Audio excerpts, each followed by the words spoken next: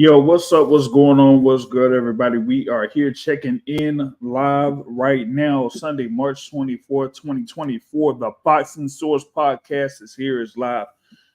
And we got a number of things here that we're going to be talking about in this particular podcast. We got, a big upcoming fight card on March 30th in Las Vegas, Nevada. We have, four fights that will be part of the pay-per-view card in T-Mobile Arena in Las Vegas.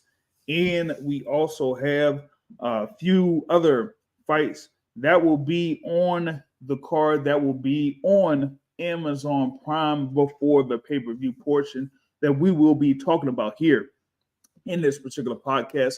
And then also we will tackle a couple more topics here in the sport of boxing. Of course, what's happening next month with the fight between Devin Haney and Ryan Garcia. It was recently released, the face-off between Devin Haney and Ryan Garcia. That was, on the Zone YouTube channel. So if you haven't checked it out, you can check it out. I'll talk about it a little bit here in this, particular podcast. But for those you want to really go ahead and check it out if you can. But we want to get into the fights that are going to be on Saturday, March 30th at the T-Mobile Arena, TGB Promotions.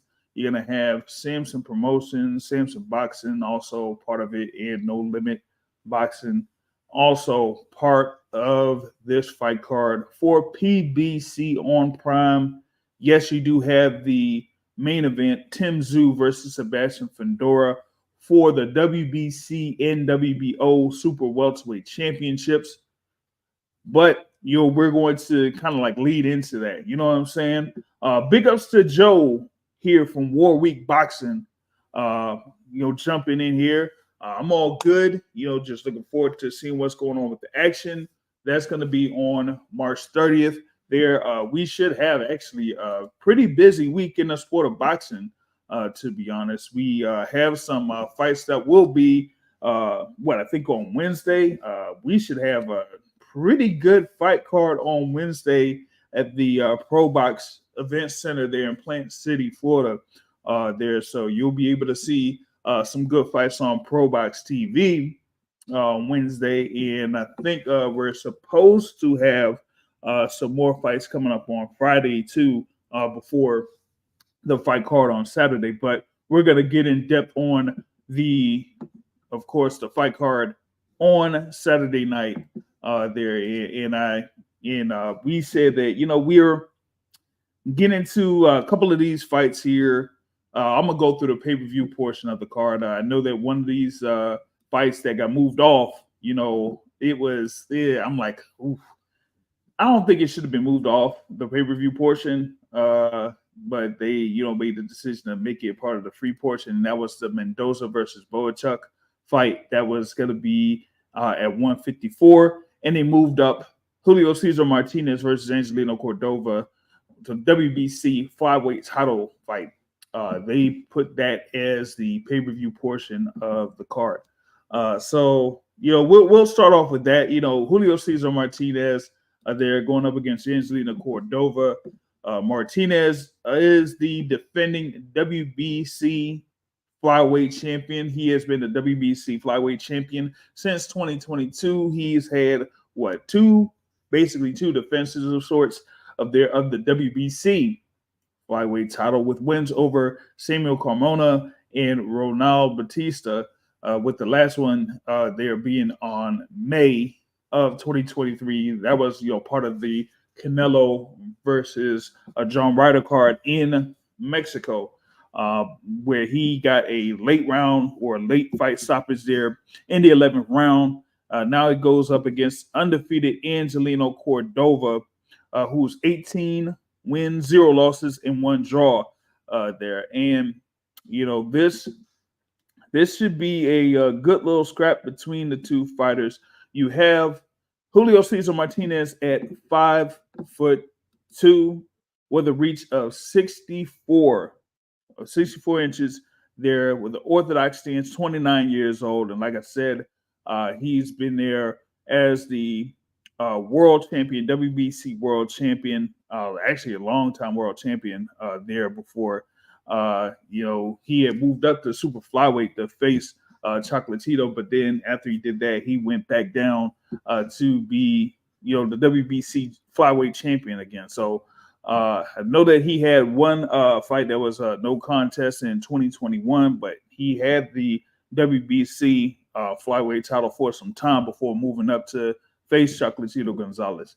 But he's had just that one fight in 2023, and then now coming back here after about 8 months against Angelino Cordova. And let me see if I can verify here with Cordova. I think he should be the top contender there within the flyweight division. But I think it's, hold on, I'm gonna verify that. And looking here, I think he's kind of like there around those rankings. Actually, he's not. He's actually there around number 14 in the rankings. He's number 14 in the WBC rankings currently. That recently got updated. So this was something that where I guess you have Julio Cesar Martinez just getting in a bout. Basically, hopefully he becomes more active this year in 2024. Like to have one fight in 2023 and then not have another fight until this particular point. They're particularly in the flyweight division. That's not all too high, particularly with him being 29 years old there. So him 29, like I said, orthodox stance, 5'2", with a reach of 64 against Angelino Cordova, who, like I said, undefeated there in the division, and is at 28 at 5'4" with a reach of 65.5. Like I said, 18-0-1 with 12 wins by way of knockout. And his last bout, he won a unanimous decision over Angelo Costa there, who, I think is, one of those guys that had been competing around that particular division there within, flyweight, whatnot. So this is going to be a good little scrap here. I mean, you do have, Martinez. He should be, significantly favored in this particular bout. And I did say that, Martinez has had, a couple of, high profile fights, within the 112-pound division before going up against Chocolatito Gonzalez there. But, he also has had some, issues of, making fights or, getting a visa or work visa, whatever it is, to set up to be part of fights. Because I think that's the reason why you haven't really seen him that active last year, is because he's had those particular issues of trying to get a visa or whatnot. So here, he's able to get by and have this fight against Cordova. I know that when they had the initial presser for this event, and they had Julio Cesar Martinez announced as one of the fighters that would be involved in the card. And he was supposed to be part of the press conference, and he didn't even make it for the press conference. And I was like, oh man, I don't even I was doubtful if he was even going to be part of this card. You know what I'm saying? But hey, as we see, well, look, the main event just got affected, really got affected there over the past week or so. And now we got Julio Cesar Martinez as part of this fight card. So like I said, you have Martinez, who's kind of like ranked among those top guys there within the flyweight division. Of course, you got Bam Rodriguez as the number one flyweight there. You got the WBA champion Sego Akui is also one fighter there within the flyweight division that's highly ranked there. But I kind of go by the rankings from the Transnational Boxing Rankings Board. And, they got Julio Cesar Martinez there at number 3, Bam Rodriguez at number 1, and Akui at number 2. So that, I'm pretty much down with those rankings. And, with this one, I would say Martinez, he's kind of favored in this one. I would say what I would lean towards.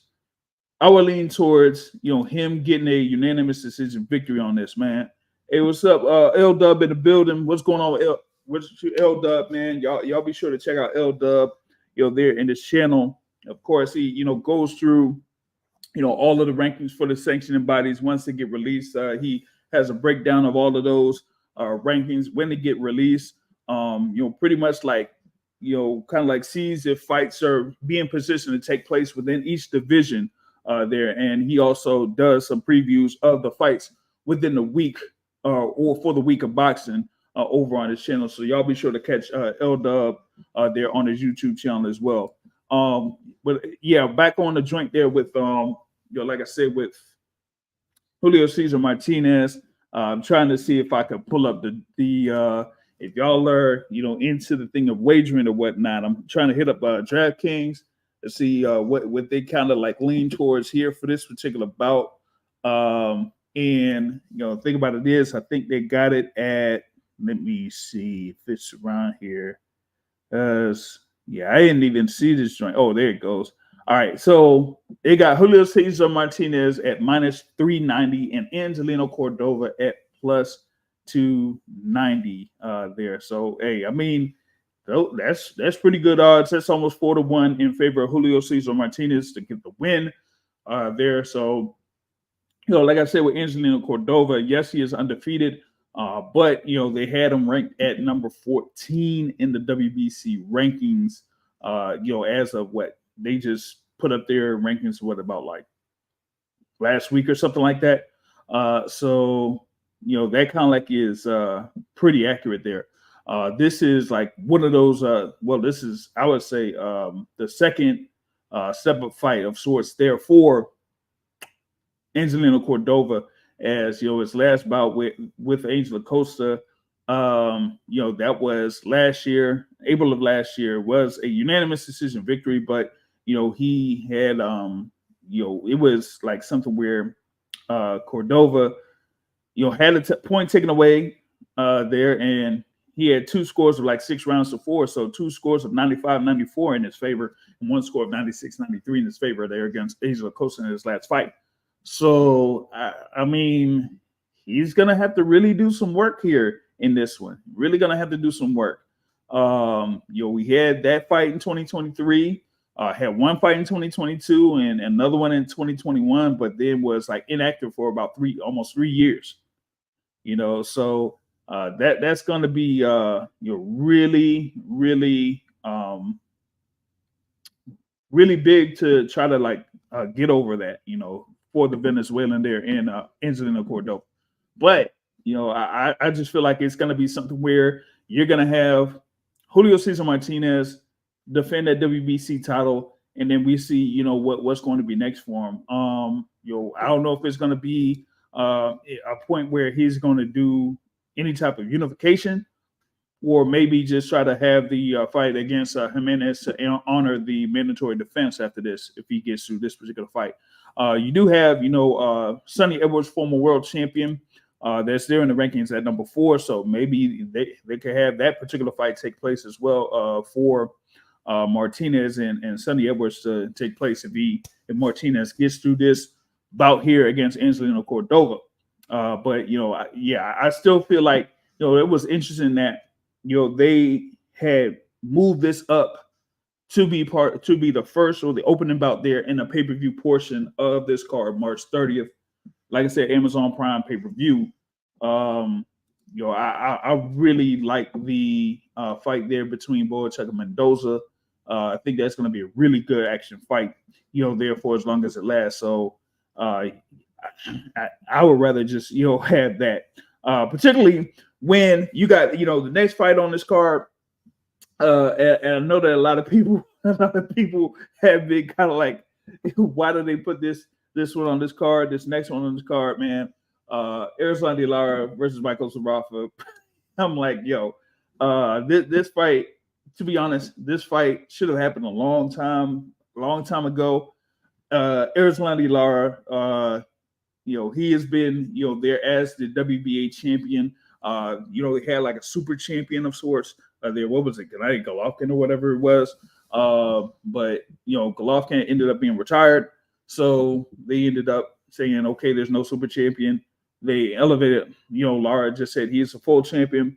Michael Zarafa is, been there around number one in WBA rankings for some time. But the rumor from last year was that Erislandy Lara was going to have a defense against Danny Garcia. And Danny Garcia has been in the rankings for what? It's been 7-8 months or something like that. They're within the middleweight division, even though he's only had like one fight, and that was like, 154 against Jose Benavidez. So it's been like a wild situation there with that one. But Lara versus Zarafa is that will be the next fight that's scheduled on the pay-per-view card. Erislandy Lara, like I said, WBA champion, 29 wins, 3 losses, 3 draws. Had his last bout in the Barclays Center against Spike O'Sullivan. That was part of the Tank versus Rowley card, their Memorial Weekend in 2022. He got a stoppage victory there. And he was a WBA champion at that point, and hasn't had a defense since. So that's crazy that the WBA ain't did nothing to kind of like say, okay, Lara's a champion of recess, or they're going to strip him or anything like that. Until he actually has this fight here against Michael Zarafa. Now you have Erislandy Lara. They're at 5'9" with a reach of 75. Going up against Michael Zarafa, 31-4 with 19 KOs. He has been knocked out once. He's from Australia, of course, Melbourne, Australia, at 5'11" with a reach of 71 and a half. This guy has lost to the likes of Jeff Horn, Kell Brook, Peter Quillen. Peter Quillen. So that tells you like how long he's pretty much been in the game himself.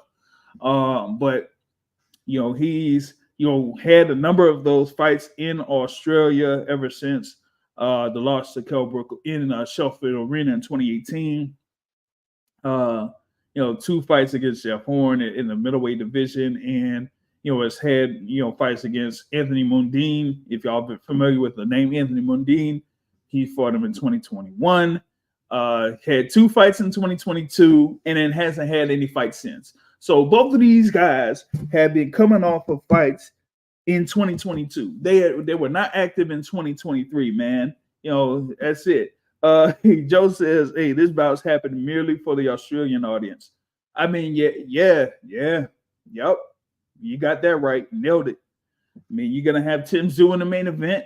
You got Michael Zarafa involved in this fight card. So you got 2 Australians in there to get this involvement out for the Australian fans to tune in. So they're gonna have a number of fight fans that are gonna be tuning in first for this fight with Michael Zarafa going up against Erislandy Lara, and then of course Tszyu versus Sebastian Fundora. So I feel like the thing is, they just had to fit this in.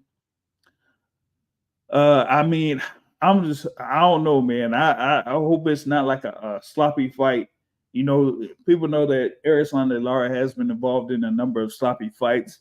And Zarafa is there. Yeah, he's 31-4 with 19 of those wins by way of knockout.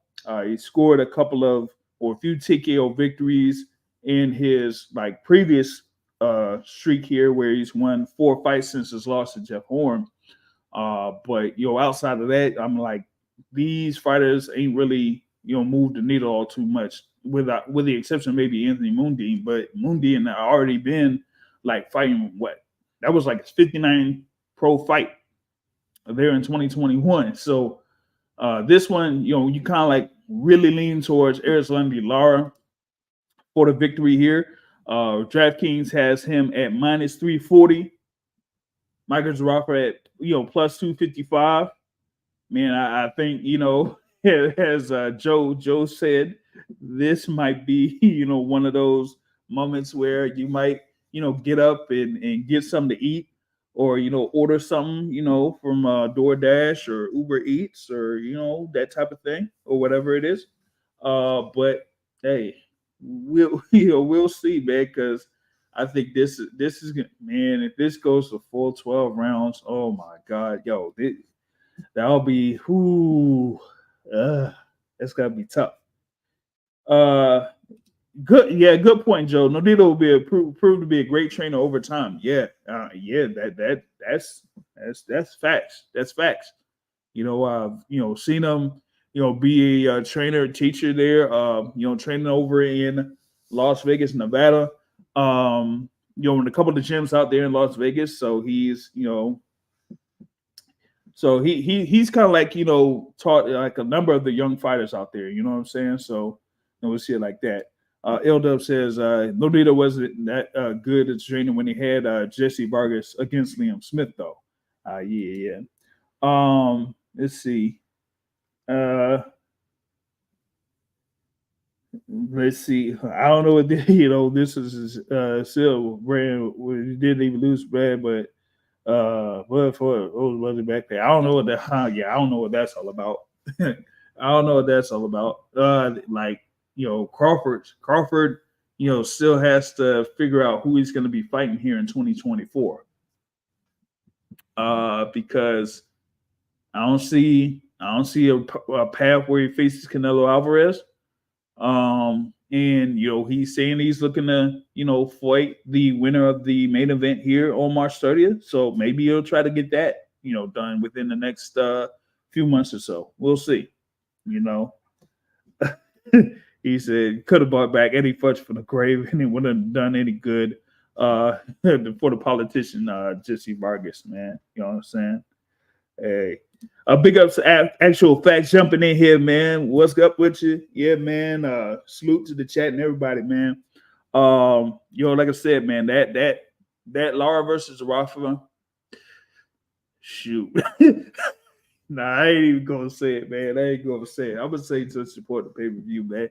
I'll just say support the pay-per-view. That's gonna be a 12 round, like leaning decision on that one. That I really don't see where any point or any instance where you have anything as far as a knockout taking place in that a TK or whatever it is. I don't even see any odds for a knockout in favor of anybody on DraftKings in reference to that. So that's gonna be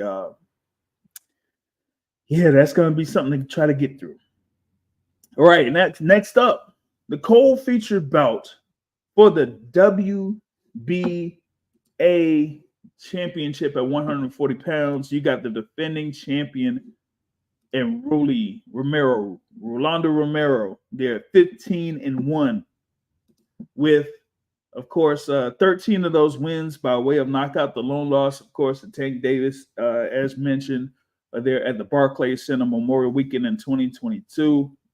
Of course, he has that, crazy style. He just throws like, only a few punches at a time. But he, is not going to be there with, Cromwell Gordon Bullet, as, he, kind of like parted ways there with Bullet. And now, he's going to, I think he's going to have his father there as his trainer. And he's going up against Isaac Pitbull Cruz in Cruz's first bout at 140 pounds. He had been, of course, campaigning there at 135 for some time. And yes, these are two fighters that have faced Tank Davis, they're at 135 pounds.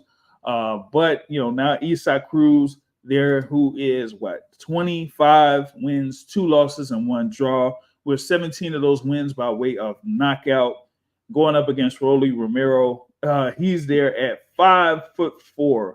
That is Isaac Cruz at 5'4" with a reach of 63. And you have, of course, Rolly Romero there at 5'8" with a reach of 68.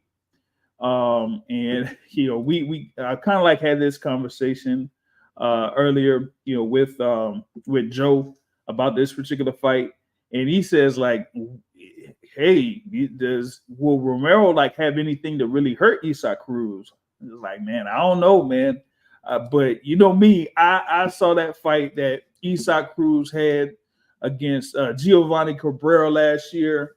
I was so disappointed watching that fight with Isaac Cruz because we came in with the thought that hey, maybe Isaac Cruz at that time would have been an opponent for Tank Davis. Some people are saying that hey, you might see a rematch between Tank Davis and Isaac Cruz at the time. And so we're like saying, okay, Isaac Cruz had that bout, against Tank Davis in 2021, had, a couple of performances where he stopped Yuriorkis Gamboa and he stopped Eduardo Ramirez. And so they were like building them up, giving them more popularity and all that type of stuff. And then he has this bout here against Giovanni Cabrera at T-Mobile Arena, part of that Spence versus Crawford card, pay-per-view. It's on there, and it was just as sloppy could be. He didn't really cut off the ring all too well at all, and anything like that. And it was just bad. And like I told Joe, I was like, I was rooting for Giovanni Cabrera to win, to upset the apple cart, and try to get in, on some money, because there was some good odds for you to get some good value off of winning with Giovanni Cabrera by decision. And then it went to 12 rounds, and then they read them scorecards, and they said that Isaac Cruz won. Man, I was about to throw something on the TV, man. You know what I'm saying? And I'm like, come on, man. That was not a good performance there by Isaac Cruz. And so now he's coming off of that, and he will be facing Rolly Romero, who didn't have a very good performance himself, there against Ismael Barroso when it was the vacant WBO super lightweight title. And, a number of people felt like Ismael Barroso was beating Rolly Romero. And then Tony Weeks inexplicably stops the bout and awards the fight to Rolly Romero by TKO for him to become the WBA super lightweight champion. So now we got him against Isaac Cruz. And ever since this bout had been announced, a number of people have leaned towards Isaac Cruz to get this win. I guess, it's going to be a sloppy style there for Isaac Cruz, and that he's going to, as actual facts tries to say, he's like, hey, he's going to blitz Rolly and things like that. So we got to see, man.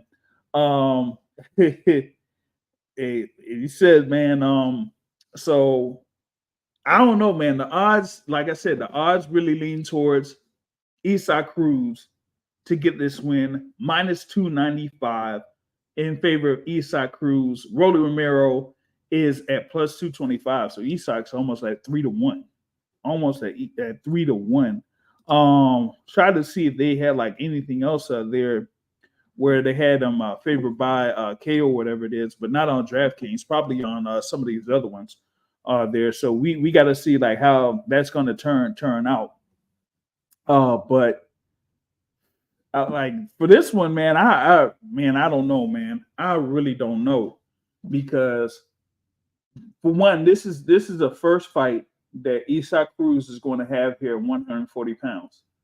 That's number one. And the thing is like number two, he had a very, sloppy performance there against Giovanni Cabrera. But I think with that, it was mainly Cabrera kind of like had the style where he, made it very sloppy or whatever it is. But I don't know if it was like any other type of a fighter that had that kind of crazy stance and you're going up against them, like other fighters would have probably like been able to beat up Cabrera with ease. It's just that like with Isaac Cruz, he just really didn't show much about him like really cutting off the ring, beating up Cabrera to the body and that type of stuff. You know what I'm saying? We got like predictions here already. He's actual fact says that I don't see Rolly making the 8th round. And L Dub here says Rolly by unanimous decision. I would like to see like how he'd be able to, move around the ring in this particular fight.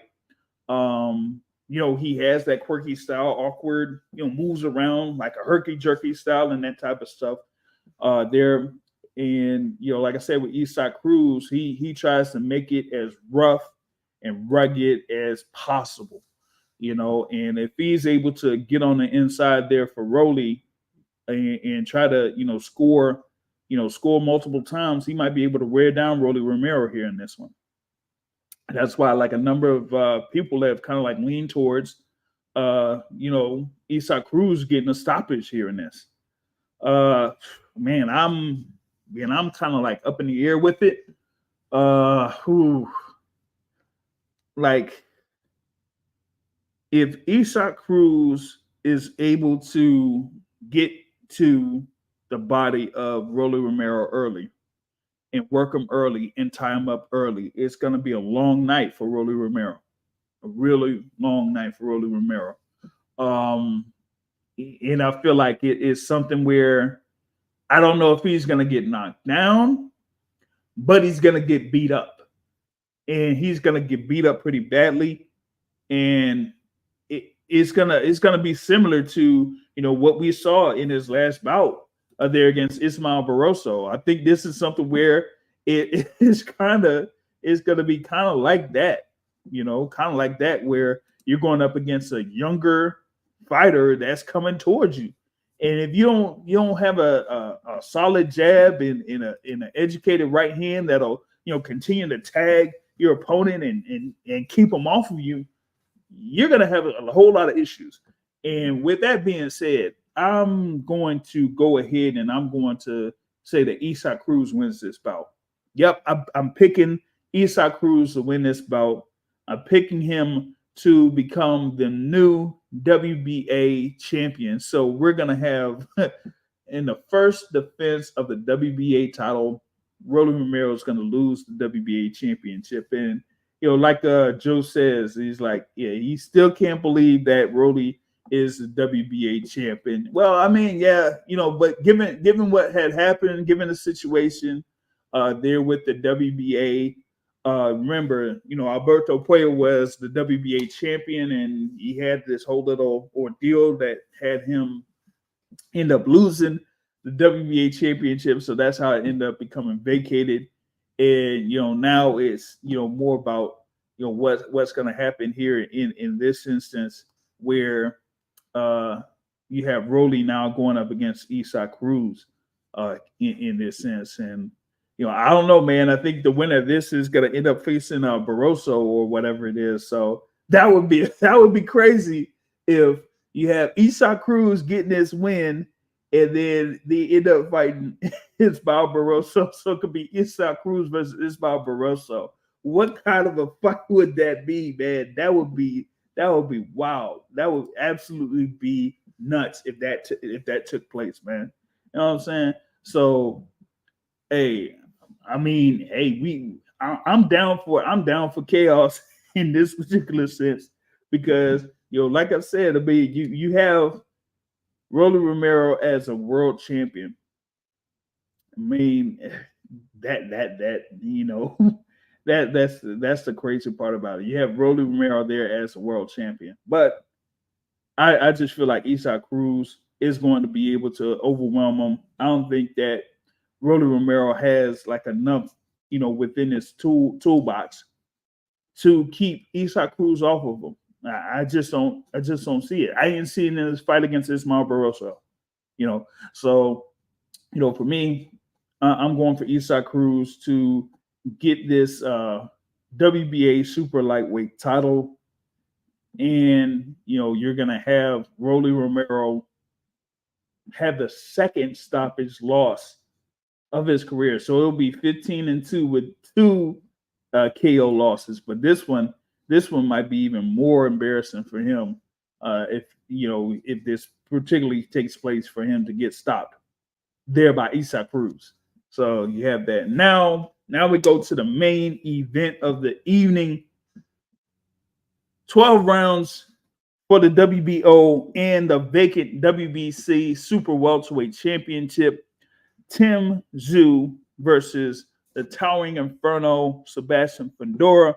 Tszyu, they're at 24-0, coming in as a WBO Super Welterweight champion. there. He has 17 wins by way of knockout. He's there at 5'8.5" with a reach of 70.5. Going up against the towering inferno, Sebastian Fundora. 20 wins, 1 loss, 1 draw. 20 wins, 13 wins by way of knockout. Of course, his last bout, he got knocked out by Brian Mendoza in a candidate for knockout of the year last year. He was winning that fight. He was clearly winning that fight up until that 7th round where he just got hit with a big right hand and then just got floored and just didn't get up. But now he's right back in the mix here against Tszyu. This was, kind of like been talked about as like one of the top fights that would be able to be happening there at 154 pounds, particularly from, a couple of years ago. You had, of course, the Undisputed Championship that took place between Jermell Charlo and Brian Carlos Castaño that was in California. And, both of these guys were in attendance for that fight there at the Punch Bowl in Carson, California. And at the time, of course, they were like the top contenders for, these respective world titles. And thing about it is that, eventually, we had the bout with Jermell Charlo. He was supposed to fight Tszyu in January of last year. Of course, it didn't happen. And we seen that Jermell Charlo ended up facing Canelo Alvarez. And once that happened, he got stripped of the WBO title, which was then awarded to Tszyu. He ended up facing Brian Mendoza, who was, at the time, the WBC interim champion. And Mendoza, actually was supposed to fight Fundora in a rematch, but then ended up getting that fight with Tszyu. So Tszyu was able to have that performance there against Brian Mendoza, was able to defeat Brian Mendoza by unanimous decision there, and, defended the WBO super welterweight title last October. And Sebastian Fundora, hasn't had a fight since that loss of Brian Mendoza. Was supposed to face Sergey Boychuk for, at the time, the WBC super welterweight title. But given that, of course, Keith Thurman, who was supposed to be part of this main event, injured his bicep, seriously injured his bicep. He was out of the card, and now Fundora gets moved up to be the opponent there for Tszyu. So, I mean, this is something where, I say, hey, Fundora has been looking to, fight for a world title. He had been building up his record up to, that particular point. He lost to Brian Mendoza to eventually fight for the world title, and now he has this opportunity, given the circumstances. He's there, of course, at the towering, as they say, towering inferno. He's there at what? 154 pounds at 6'5.5" with a reach of 80. 6'5" with a reach of 80. Of course, he's had a number of good fights. Sergio Garcia, Jorge Cotto, Erickson Lubin in like a fight of the year candidate there in 2022. Carlos Ocampo. Carlos Ocampo and Brian Mendoza, those are two common opponents there for Tszyu and Sebastian Fundora. But with Fundora being 6'5" with a reach of 80, he doesn't necessarily have fight like that. He loves to fight on the mid range, on the inside, throwing hooks and uppercuts. He throws jabs at times, but he wants to just keep his arms moving. Just keep punching, and try to eventually wear down and break his opponents. That's kind of like what he does in a lot of cases. He ends up breaking down his opponents. He has like a number of TKO victories or victories where they end up just not continuing. You know what I'm saying?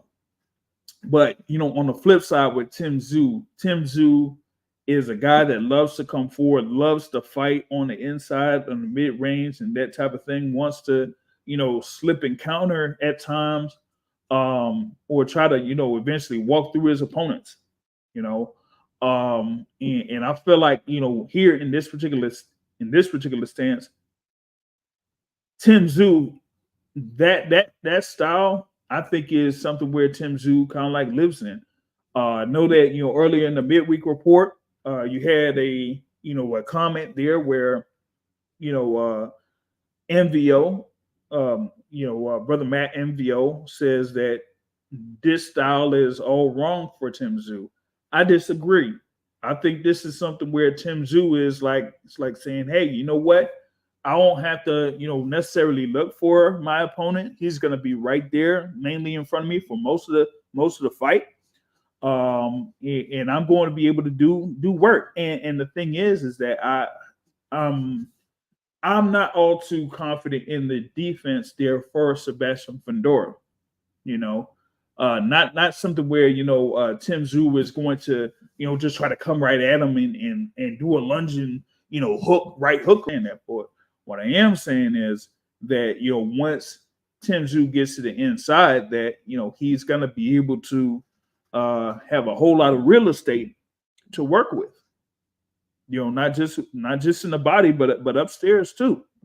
And with Fundora, yeah, he does love to throw those hooks and those uppercuts, but I think with Tim Tszyu, he's gonna have a style where he's gonna have his hands up or pretty much have a high guard to cover up or kind of like block a number of those punches coming out of or coming from Sebastian Fundora. So I feel like it's gonna be an instance where Fundora, he's gonna have a couple of good moments there within the first 4 rounds or so during the fight, but I think it's going to be where Tim Tszyu is not going to be affected by a number of those punches. He's going to be, motivated here because he's going to be a main event in the T-Mobile Arena in Las Vegas. Is something that he had been looking forward to, having happen, for his career. Like I said, it could have happened against Jermell Charlo for Undisputed, but he didn't get that opportunity. So now he's just headlining this fight card here in Las Vegas, and he's going to try to make this a really, really impressive performance and send a statement for the 154-pound division. And I see him getting a stoppage within 6 to 8 rounds.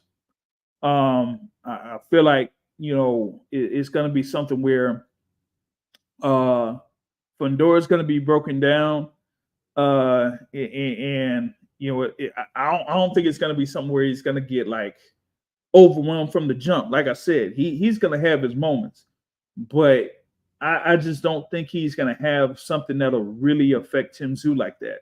Like the uppercut, I know he has the uppercut. That's one of his best weapons, but I don't think it's going to really affect Tim Tszyu that much. I think it's going to be something where Tim Tszyu lands some good shots, at points during the early parts of the fight, but then ends up getting some really, really significant punches in on the inside, eventually outworking Sebastian Fundora like round 5 and 6.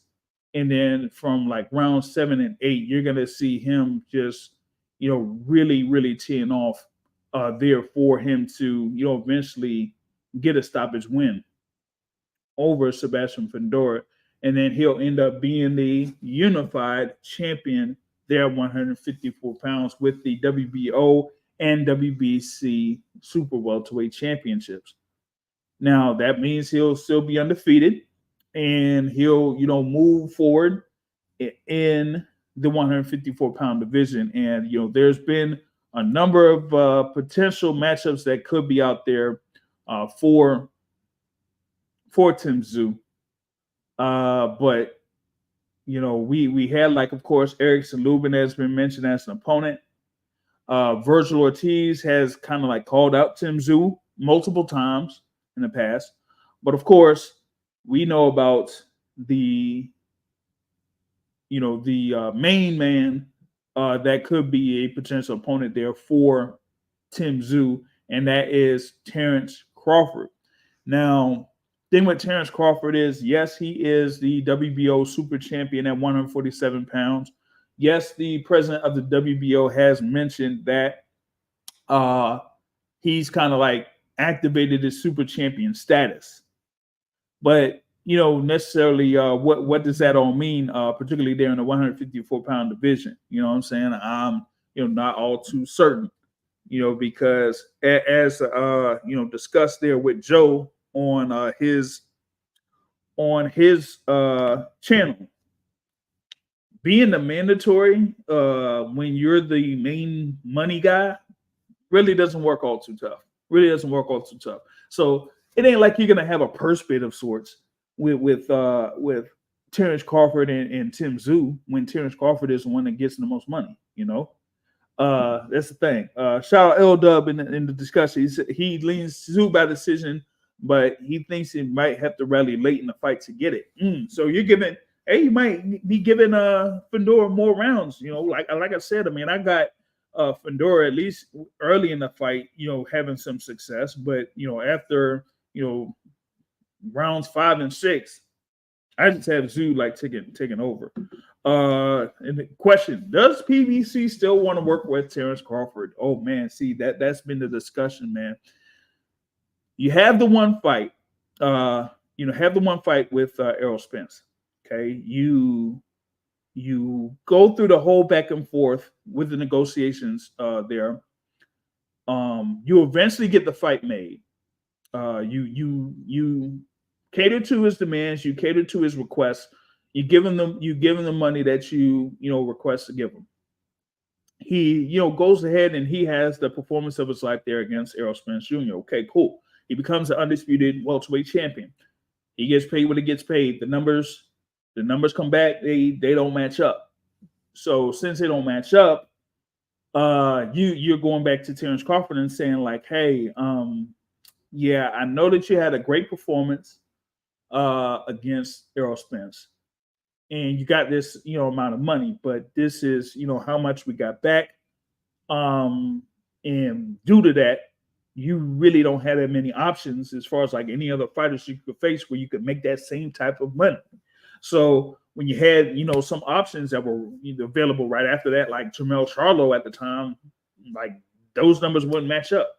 That's why folks were mentioning potential fight between Terrence Crawford and Canelo Alvarez. But I'm like, hey, even with that, like you paying all that money for that particular fight, I'm not sure. So if that Canelo fight's out, then who else would be out there? You had folks talk about Jerome Businis.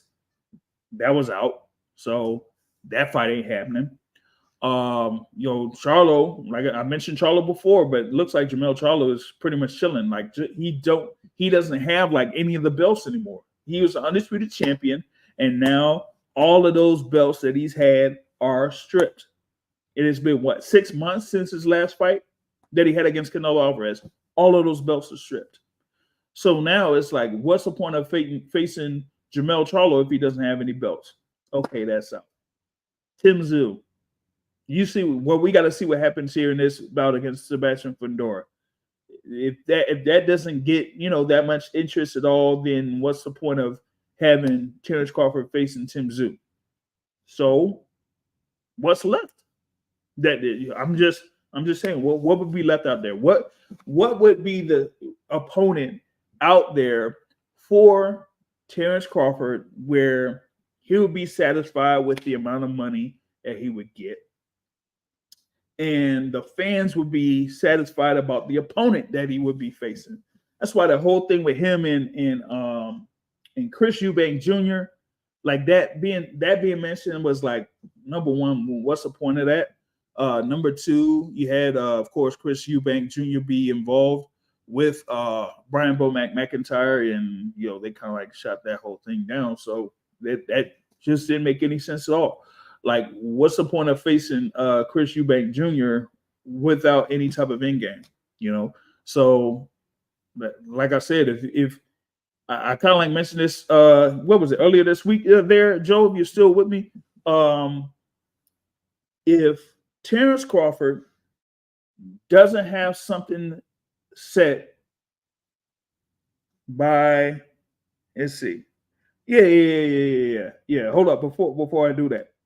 He said, can you see a scenario where the PBC works with Crawford for Tszyu Fundora winner since the Spence rematch fell out because of Spencer's side? Yes, I could.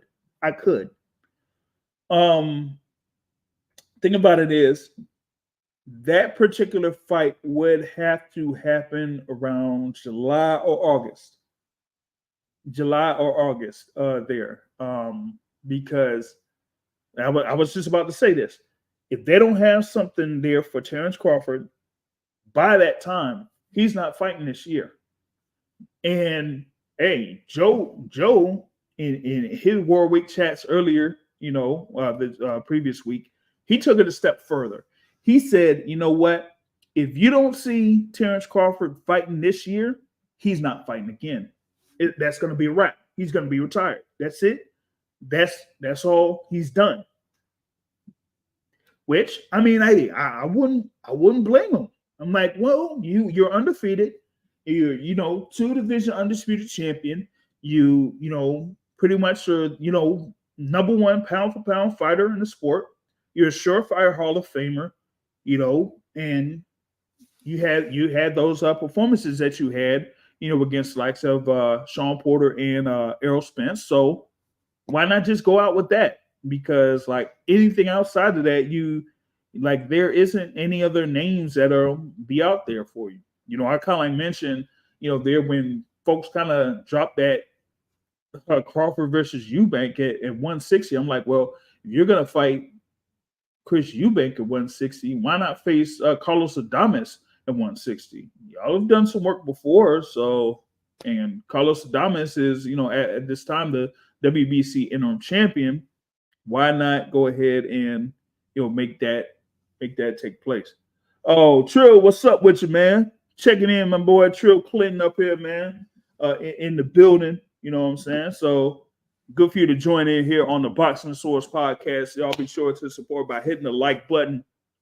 And if you haven't done so already, you can hit the subscribe to, get more videos and content and stuff coming up there. But yeah, I mean, I just feel like the thing there with Terrence Crawford, he's at the point where, he's, made the money that he's made. He's, had the performance, of course, against Errol Spence. I know that there's a couple of people that say like Errol Spence may be coming back. I don't see it. So with that being said, Terrence Crawford, like if you're not going to be facing Canelo Alvarez, you said no to a fight with Jerome Boots Ennis. So what else is out there? And like you might have to really hope for Tim Tszyu to get this win, but it would have been even better if you would have had Tim Tszyu facing Keith Thurman, because you would have at least had the name of Keith Thurman tied behind this event to where more people within the boxing circle would say, hey, let's see what's up with Keith Thurman. Let's see if he's still if he still could try to do some things here. Or on the flip side, if Tim Tszyu could be the first person to stop Keith Thurman. Now you don't really have that. So now, you do have, Tim Tszyu versus Sebastian Fundora in a fight at 154 that's against two top 5 guys in the 154-pound division, but it just doesn't have the allure that it may have had there with Keith Thurman being involved. So now it's like for Crawford, you're hoping that Tim Tszyu maybe like really comes in and has a great performance that garners a lot of attention, or enough attention that people will be able to like say, hey, look at Tim Tszyu, he's really the goods or whatnot. But some people don't really think that Tim Tszyu is the goods. So he like I said, Terrence Crawford is really at a tough spot here at this point in 2024, because there really isn't that many lucrative options as far as opponents are concerned for him to go ahead and face at this point. But that's mainly what I had there for the pay-per-view portion of the fight card that's coming up on March 30th at the T-Mobile Arena in Las Vegas. Of course, we have 2 fights that will be on the free portion there for PBC on Prime, with one of them being a middleweight bout with Elijah Garcia against Kyron Davis. Elijah Garcia has, really uh, shot up the ranks there at the 160-pound division. I say like he's really close to getting himself in line for a world title shot. I know that he said like some time back that he might not, get in there for a title shot until 2025. But here he is on the same card as one of the fighters that will be, defending the world title in the WBA. And he's right there at number 2 in the WBA. So he could be right there next in line to face the winner of, Lara versus Rafa. So if he, has a impressive performance here, against Kyron Davis, he's gonna, still be up there and be number 1 in the WBA once the later rankings come out here by the end of the month or something like that, and that means like he'll have at least probably one more fight, against a contender of sorts, and then they might, just put him up there to fight for a world title. Kyron Davis, I know, has, kind of like been there, of course, competing. He has been there, at 160 at some time, and then had a little bit of a stint there at the 168 or whatnot, and had the fight, of course, against David Benavidez in 2021. But outside of that, he's still been like back and forth. I think the fight with Anthony Durrell kind of like really like affected things there for him, because he should have got the flat out win there against Anthony Durrell in 2021. That would have kind of like changed the trajectory of what he could have done there at that particular point. But he had that thing be a split draw, had one fight, and then the David Benavidez fight just put right in there against David Benavidez there. But here against Elijah Garcia, he's gonna have to really do some work there in order to get this win over Elijah Garcia. I think Elijah Garcia has had some really good performances. He was very active last year, starting off with that stoppage win over Amilcar Vidal, and then winning against Kevin Salgado, and against Jose Resendiz, who of course had that win over Jared Hurd there. So this is going to be a third straight fight there for Elijah Garcia at the T-Mobile Arena in Las Vegas there. So he's kind of like made a little bit of a home of sorts there at T-Mobile Arena. But if he comes off this with a good performance and could end up with a stoppage victory, that'll give him some momentum here for the rest of the year before they kind of like position him to say, hey, maybe he'll be ready to fight for a world title. But, I think with him, he said like he wouldn't necessarily try to go after a world title shot there until next year. Hopefully he keeps with that, and kind of gets a couple of more fights in before he ends up getting that world title shot. So we'll see what happens there with Elijah Garcia there against Kyron Davis. And then you have the other fight, like I said, that could have been part of the pay-per-view card, Brian Mendoza versus Sergey Boychuk. That will be for the WBC interim super welterweight title. Of course, it should have been Boychuk there versus Sebastian Fundora. But of course, Fundora is now part of the main event.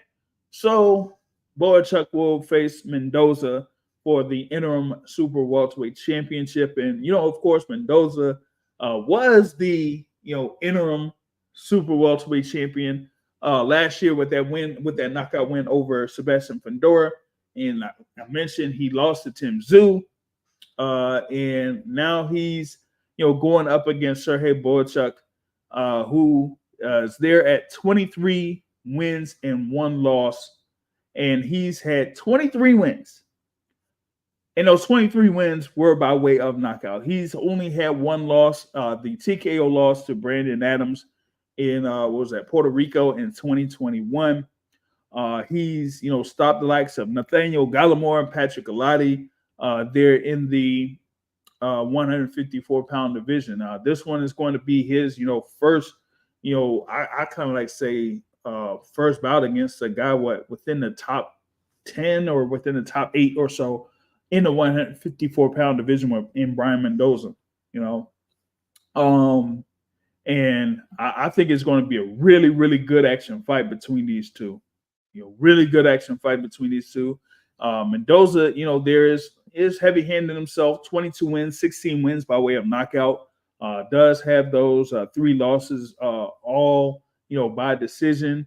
One to Jesus Ramos, and of course the Tszyu fight from last year. So, man, I think it's going to be a really, really good scrap between these two fighters, and that I kind of feel like Mendoza with the recent experience, of course, that he's had. I feel like he's going to get the win. Like he's fought, Cornflake, Thomas Cornflake Lamana.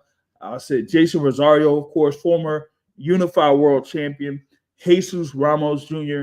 And, of course, he had the win over Sebastian Fundora before losing to Tszyu. So I think his experience and what he's been able to do in the ring against a number of these fighters, I feel like he's going to get the win there. So I'm picking Brian Mendoza to get the win over Sergey Boychuk. This is going to be as a scheduled for 12 rounds because it has the interim super welterweight title on the line. I'm going to say, I think I was kind of impressed with Mendoza's performance, particularly in the first half of the fight against Tszyu. I thought he was boxing very well there in those first 6 rounds or so. It just looked like he ended up not being able to keep that particular pace there over the course of those 12 rounds, and that Tszyu eventually caught up to him. But he was able to get through that particular bout, and he ended up losing by unanimous decision. But I think that he will have enough to get the best of Sergey Boychuk. He's there at 5'10" with a reach of 70. And Boychuk there, of course, he's they're taller there, 6'0", reach of 73, from the Ukraine, now resides at Los Angeles. But yeah, I just feel like it's something where he might get caught. I see Boychuk getting caught in this one. I see him getting caught in this one, and that will eventually be the downfall of Sergey Boychuk. So I have Brian Mendoza getting the KO win over Sergey Boychuk. So he'll be 23-2 with 2 of those losses by way of knockout. So that's the 6 fights that will at least be televised.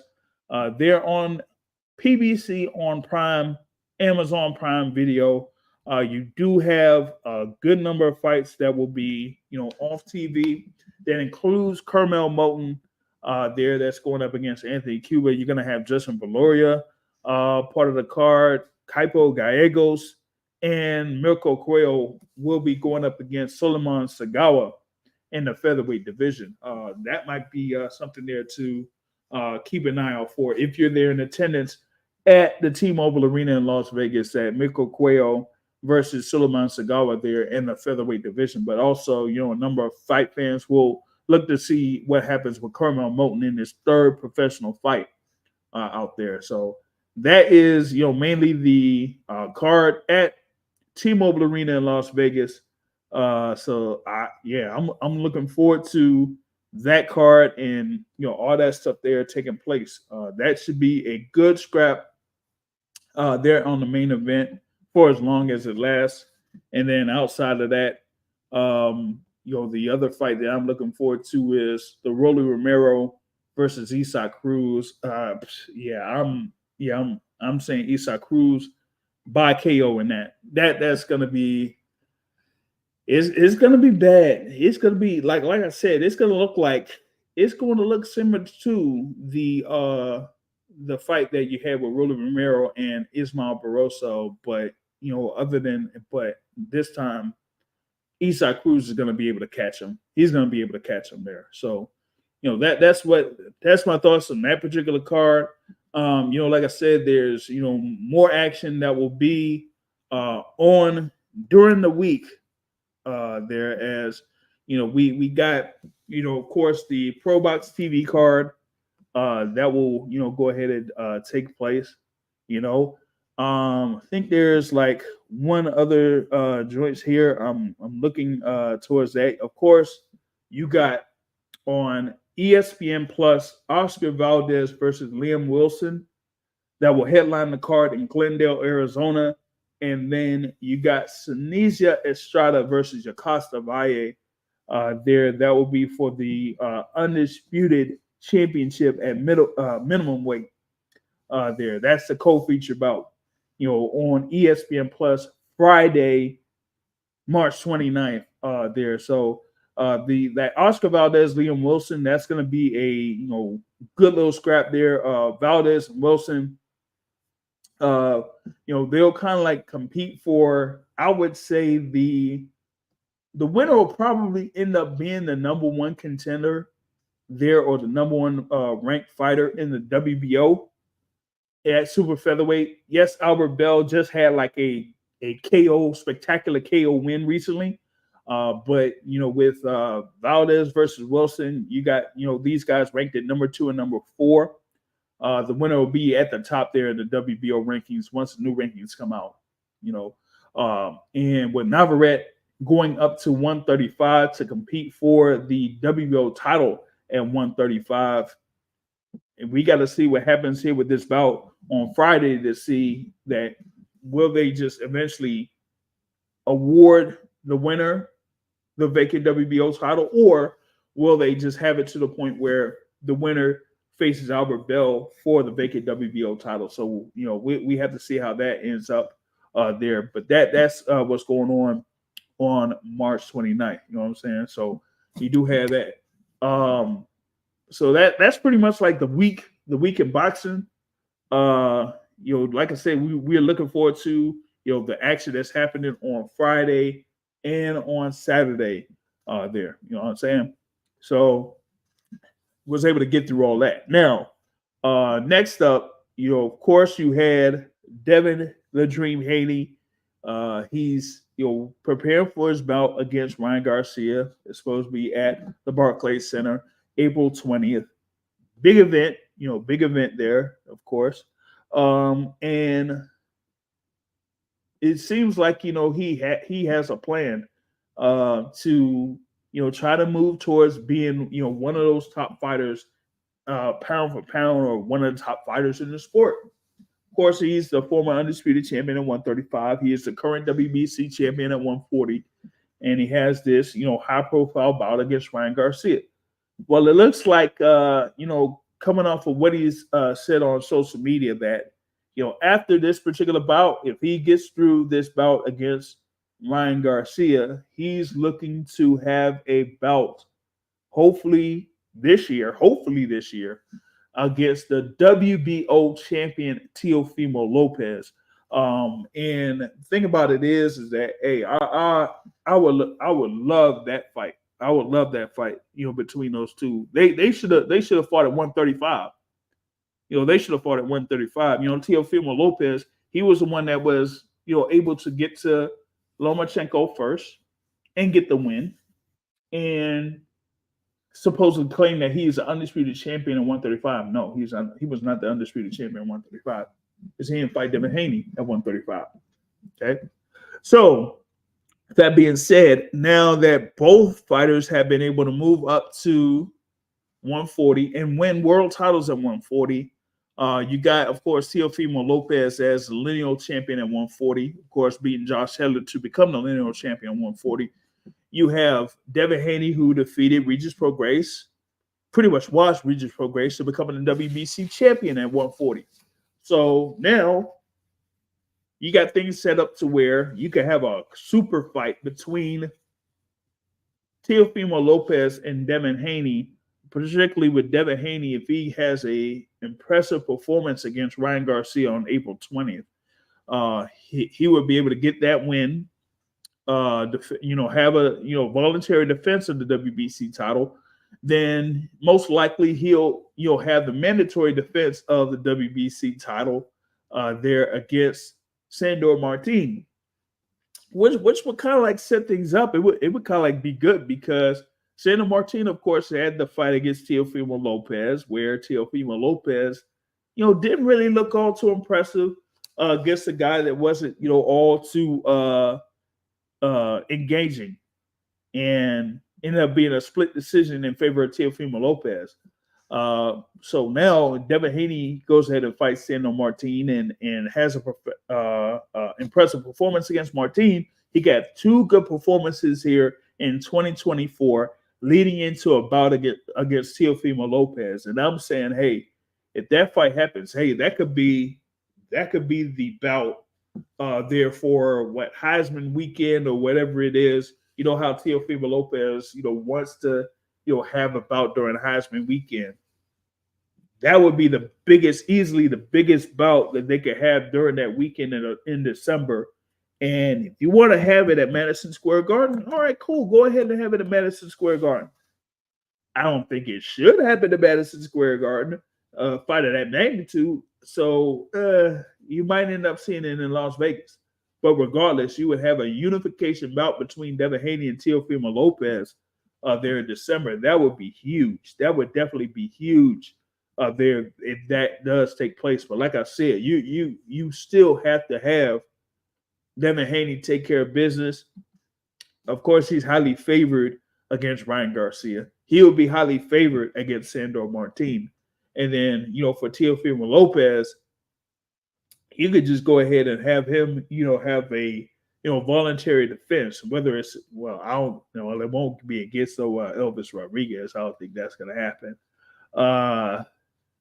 And, Barboza and Ramirez, they're going to be occupied. Richardson Hitchens, of course, has, a fight against Gustavo Lemos next month. So, yeah, he's definitely out. You ain't going to have a rematch with Josh Taylor because Josh Taylor's supposed to be fighting Jack Catterall, I think. Since that fight was scrapped already, it's kind of been postponed again. So who knows what's going to happen with that. So Teofimo Lopez, like I said, he's going to have to end up fighting looking for some type of opponent to have there in the interim before eventually having this bout against Devin Haney, because that's been, like I said, that's been another bout that, some people could, go ahead and say, hey, that would be one of the more anticipated bouts there within the 140-pound division or within the sport of boxing. I would just go ahead and, just hit that up here, eventually. You know what I'm saying? So you had that. What else there?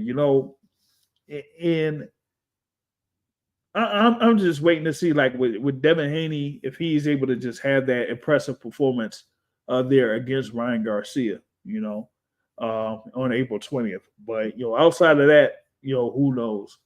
But we're like under a month away from that particular bout, and like have y'all seen what has been official for the undercard fights of this? As I haven't seen anything. I haven't seen anything out there for the undercard bouts in reference to this. I know that it's been like discussed around social media circles, but yeah, it's not looking all too. It's not looking all too good. I mean, I've heard like maybe what is it? Drevianchenko might be involved in the fight card, or what is it? I bet the Bully might be involved in the fight card, or oh man, it's not looking all too good. I think L Dub, who's been on here, I think he has like a scoop as far as like who would be the fighters that would be involved in that undercard. But at least for me, man, I'm not seeing anything that looks all too hot in reference to this, because they're looking like, as this is like mainly a Golden Boy type of a card. I'm not all too hot as far as like how that's going to look. I think everybody's going to just look forward to the main event, and that's going to pretty much be it. So we'll see how it goes. Like I said before, Devin Haney and Ryan Garcia did have their face off that was just posted on YouTube. For those that haven't checked it out, you go ahead and check it out. We're looking forward to seeing how that's going to go. But yeah, outside of that, I really don't see that much action there on the undercard for this. And we're under a month away. We're under a month away from that, and we still don't have anything yet. So that's pretty much how that is. But yeah, with that being said, man, we got, like I said, Tszyu versus Sebastian Fundora coming up on Saturday. You got Oscar Valdez there versus Liam Wilson on Friday on ESPN Plus. So y'all be able to look forward to that. You got action on Pro Box that will be coming up. You have Nicholas Walters will be on that card against Joseph Adorno. That's right. Nicholas Walters will be on that card. And think about it is like what's crazy is like he had a couple of fights last year, but before that he hadn't been in the ring for almost 7 years since that loss to Lomachenko. That's how long it's been. It's been 2016 since he had that loss to Vasily Lomachenko. Man, that's crazy. But he's had a couple of fights, since then. Where were they at? Oh, in Colombia. He was over in Colombia with 2 fights in Colombia, and now he's back here in the States, going up against Joseph Adorno. And that's going to be an interesting fight, between these two guys. It's going to be a real interesting fight. Adorno, he had the losses to Elvis Rodriguez and Edwin Nelo Santos last year, before getting back in the win column in Allentown, Pennsylvania against Jonathan Perez.